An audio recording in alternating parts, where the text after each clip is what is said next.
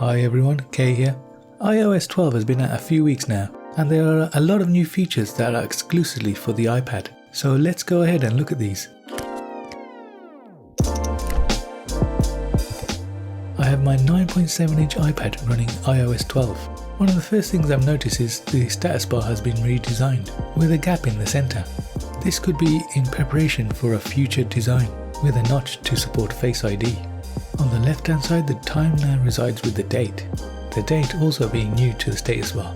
On the right hand side we have the other indicators, including Wi-Fi and Bluetooth and battery life, and cellular if you have it. The iPad also got a lot of new gestures, many of which were inspired by the iPhone X. For example, swiping down from the top right hand corner allows you to access Control Center. Notification Center can be accessed by sliding down from the top left hand corner, or from the center as usual.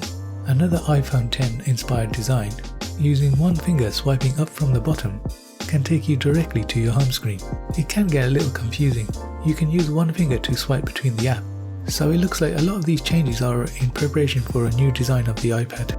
One where there might not be a home button, but there might be Face ID. Swiping up with one finger and holding in the center will allow you to access the app switcher. Again, something taken from the iPhone. So now we also have the stock app on the iPad. It's got a really nice split pane design, with the stock list on the left hand side and metrics along the top, and integration with Apple News below that on the right. We've also gained voice memos on the iPad, which has a new design icon and a bunch of changes in the app as well. Aside from the newly designed interface, there's also a load of new preferences available in the settings app, allowing you to change things like the default audio quality, when voice memos automatically get deleted, and a default naming convention. News has been around on the iPad for quite a while, but it got a pretty big redesign here on iOS 12. You can now see a lot of information here on the left hand side, with the bulk of the actual article and editorial content on the right hand side. It's easier to jump through the categories you're interested in. It looks really nice, and it looks similar to the app on the Mac. Inside Control Center, when you start a screen recorder, the UI has changed just a little bit. Tapping it will start a 3-second countdown. On the top right hand corner you'll see a little alert, letting you know screen recording is currently engaged, and if you tap on that it'll prompt you to stop or cancel the screen recording. Then you'll get an alert on the top of the screen letting you know the video has been saved to your Photos app. In the past you could use 2 fingers to slide across the keyboard and it acted as a trackpad. Now that just works on the spacebar button by touching and holding and sliding across, allowing you to easily move the cursor.